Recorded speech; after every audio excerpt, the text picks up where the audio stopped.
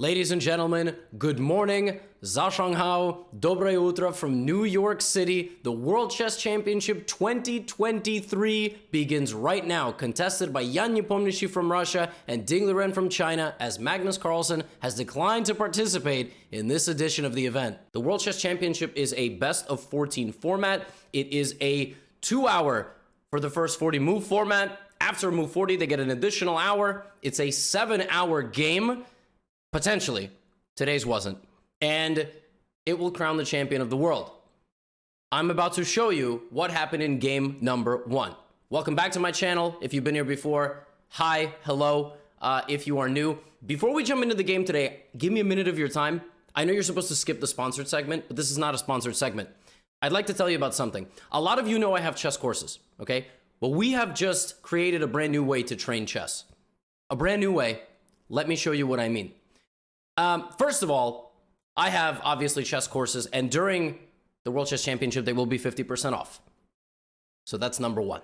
Number 2, we also have Chessly Plus, and in particular, what we will launch with Chessly Plus, which is like a Patreon edition, we will be going in depth in all of these World Championship games.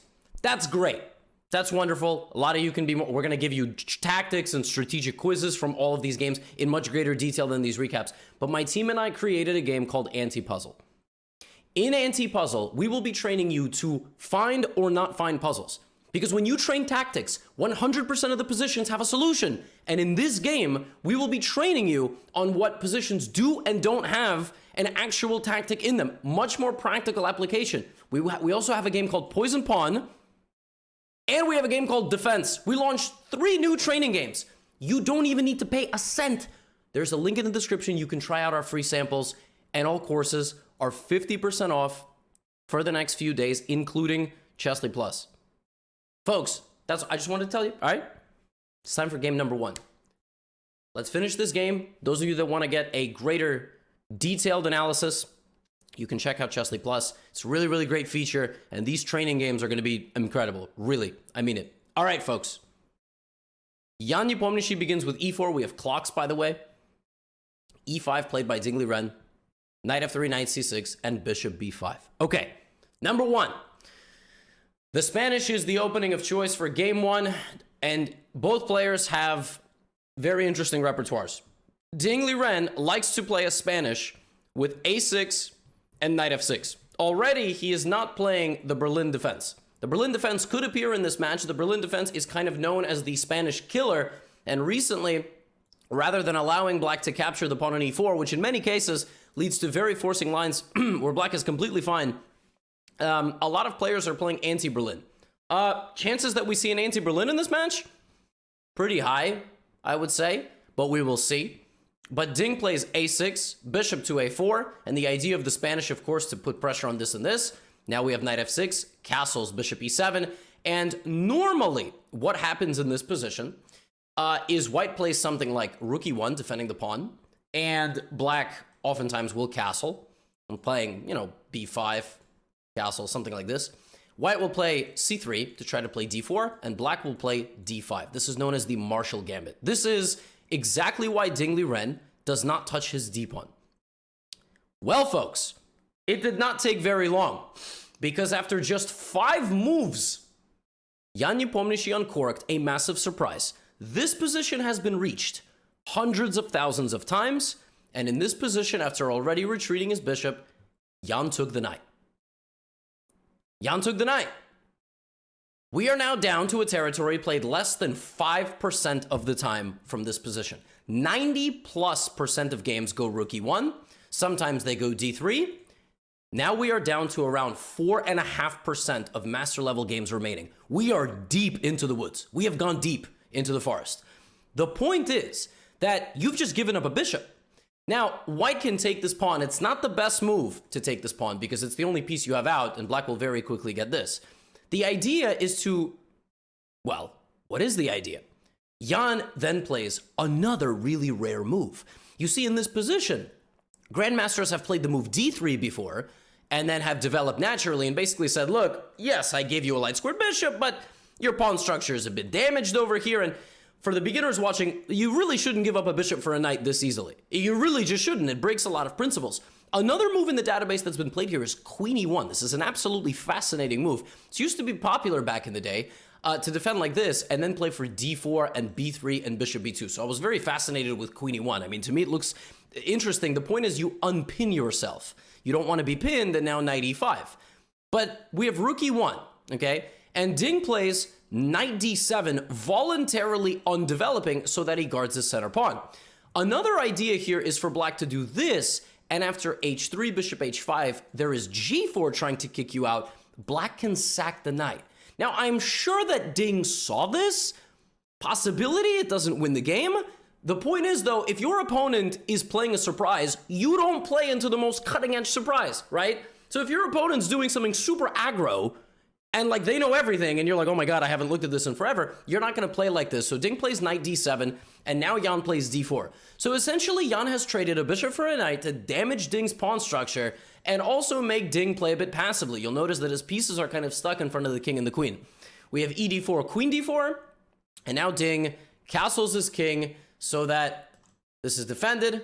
Bishop F4, a very active, aggressive position. Jan is 2 moves away from essentially assembling the 5 pieces of Exodia and getting a very, very, very promising position here to start. Now, Ding plays Knight C5. Did I say Ding or Jan? Jan has a Jan was very close. You'll also get very promising positions if you check out Chessly Plus training games. Now, Queen to E3.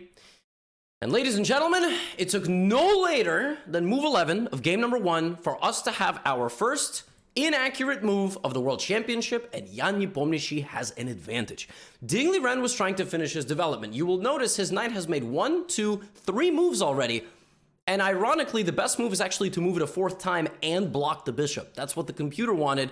It wanted you to kick the bishop out and then play like A5, which, you know, and then maybe try to get the bishop out this way, maybe play F6 to prevent the knight from coming in. Ding is a human, though, and develops this. Here's the problem. Knight D4, Jan is better. Not only is Jan better, Jan has a 20-minute time advantage. This is bad. Ding Liren is starting off real bad. Jan is going to go H3, Knight C3, and Rook D1. So Ding plays Queen D7. Essentially, the thing about his pieces is Ding has no pawn presence, so he doesn't occupy any meaningful space, and his pieces are sort of standing around, but without tangible targets. So Knight C3, Rook D8, and now the critical moment of the opening stage as Jan Nepomniachtchi can play the move H3, attacking this bishop. This bishop is not very easy to defend. Why? Because if you try to step out of the way, I'm going Knight F5, and I'm pressuring, and I'm going G4 and Queen G3 and Rook D1 in the future. This knight is a beast.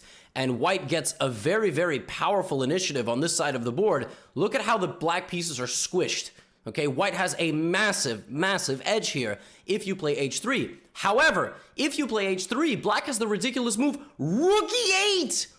And the point is that if you take the bishop, I'm gonna take this. And you might say, Levy, wait a minute, wasn't that hanging the whole time? I wasn't paying attention. I just like the sound of your voice. And I would say, thank you very much. Yes, if queen takes D4, what's funny is there is Knight D5, disconnecting the queen from the rook, so that if you take the queen, I take with check, King H8, and at the end of it, 2 pieces hang. So you're just losing. It's completely lost. So H3, Queen D4, there is Knight D5, but Rook E8 defends the bishop so that now there is no Knight D5 since that is protected. Very, very cutting edge stuff here. All right, you bored yet? Don't look at anything. This is the World Championship. Where are you going? All right. Knight F5 was played immediately though. Jan had to play H3 here, move 14, and the game could have gotten very sharp and very complicated. Instead, he goes Knight F5, and he grabs the bishop on E7, and comes back and starts building up this light squared pawn wall, and basically says, look, this bishop is bad, and I have long-term pressure over here. Yes, the way that this game was played, it's completely advantage to Jan, but notice the time is like back to even, right? Here's the thing, though. Jan has 4 healthy pawns versus 3. This is barely 4-on-3 for black, and these pawns are sitting ducks. So Ding is going to have to defend this position. Both sides make a couple of improving moves. Ding comes back with the bishop, and now white once again has an opportunity to advance forward. How are you going to do that? How are you going to advance forward from this position? A3 maybe to stop Queen B4. maybe f4, f5, h4 to try to attack. Jan plays rook d1. And in this position, the computer, for some reason, really wanted Ding to do this and make white play b3. It really thought that this was the way to go, and it would be very difficult for white to make any forward progress. Ding played b6, so now a3 to stop that is good. And now a5 to stop b4 is good. And now f4 is a very nice idea for white. White can play f4 here with the intention to, yes, of course, play f5. And frankly, I don't exactly know what Jan didn't like about this. I mean, because you're going to get the pawn to f5 for sure. Maybe he didn't like the whole on e5, for instance, rook d1, rook d1. Maybe black can try to trade rooks or something. But there was a very nice idea here to try to play f4, f5. And let's keep in mind, if the bishop gets in, it's over. Black will lose all his pawns. So Jan is the one calling the shots 100%. Okay? Because Jan is a Chessly Plus subscriber and has played anti-puzzle defense and poison pawn, and you should too. Knight to e2, though, is what he chooses. We have a rook trade, and now rook d3. Now, he is still up 14 minutes on the clock. Ding Liren has 37 minutes remaining to make 17 moves, or he will lose on time. He has to make 17 moves in 37 minutes. That is not a lot of time. All right? He plays c5 and c6, and all of a sudden, Jan has a +1 advantage. This is very bad. Ding Liren is suddenly down 31 minutes on the clock. He now has 18 minutes to make 15 moves, and he is losing. He's losing this game by virtue of the infiltration that is coming. Jan Nepomniachtchi trades the rooks. Ding Liren cannot trade like this, because if he does, in comes the bishop, and the pawns will fall. And you could temporarily save yourself, but unfortunately, I will eat everything and then I will win. So it's looking really bad after c6, as Ding is down nearly half an hour, and he's got to make 14 more moves, and he's looking like his queenside is about to fall apart. Jan Nepomniachtchi is about to strike and take a 1-0 lead in the World Championship 2023. He infiltrates with his queen. The queen has arrived on the back rank. The biggest advantage of the game. Ding, 13 minutes to make 13 moves, or he's gonna lose game 1. He plays king h7, sidestepping off the back rank. And now a big question. Do you play queen c7 here, trading the queens, immobilizing the knight in the corner? Or will black sacrifice the pawn? Why would black sacrifice the pawn? Well, in a lot of endgames, folks, opposite colored bishops are a draw.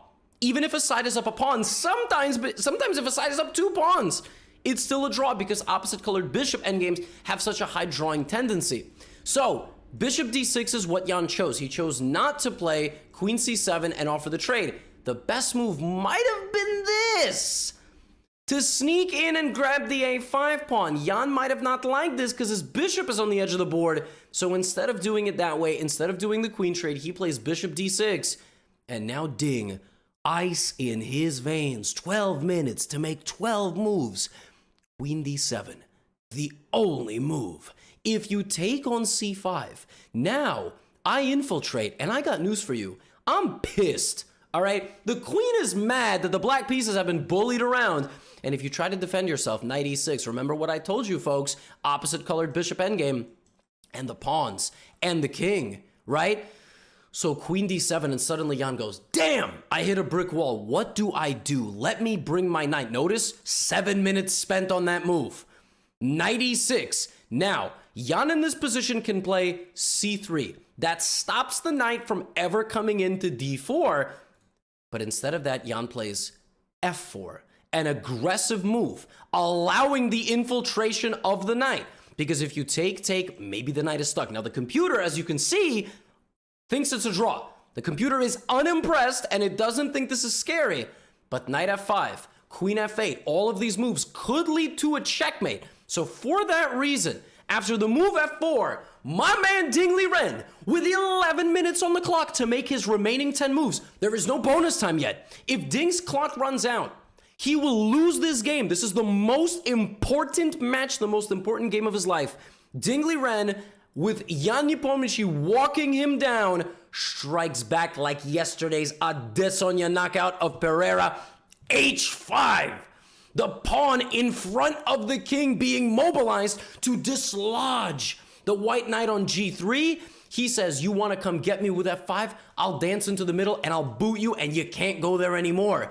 And I got news for you. I'm also fighting on the light squares in the future. Jan thinking c3. The time gap now down to 10 minutes per player. And now c4, an inaccuracy, a slight inaccuracy in low time by Ding Liren. He probably should have continued with this plan, but he plays c4, so now the knight can always gallop into d3 from a different direction. Jan here, clutch, finds the best move, h4. Now Ding will not be able to play h4. f5 is coming. This and this is impossible. Jan is a move away from getting an irreversibly better position and winning game number 1. And Ding Liren, with the clock ticking, 6 minutes, finds queen to d8. Cold-blooded defensive chess from Ding Liren found in 10 seconds. Voluntarily entering an endgame where he has certain problems, but after bishop c7, knight e6 hits this and this, and if you get greedy, I take on f4, and black is the one that's actually playing for a win. Queen d8, a smart move, but Jan, queen b7. Super tricky. He could have maybe taken on d8. He could have maybe done this and restricted the black pieces. The computer seemed to like this, but it also might think that this is drawable. Instead of that, Jan plays queen b7, hitting the bishop. Now if you take this and this, it looks like I'm getting in, right? But who said I have to take? Who said I have to take the bishop? Ding Liren, once again, the best defensive move, bishop e8. The bishop guards this pawn and this pawn, the two massive weaknesses of the black position. The pieces are stuck on the back rank. He infiltrates again with the knight, but Ding meets him at the top. Queen to d7, queen to b8. Let's trade. Let's trade. You got nothing else. Ding creates an impenetrable fortress of pieces and pawns, and Jan runs into a brick wall. There is nothing that you can do anymore. He did his best, but now the queens are off. And if you play bishop c7, I already showed you I have knight e6. I can also go knight b7. So we have knight d4 and e5. And the players have made the 40th move. Look at this.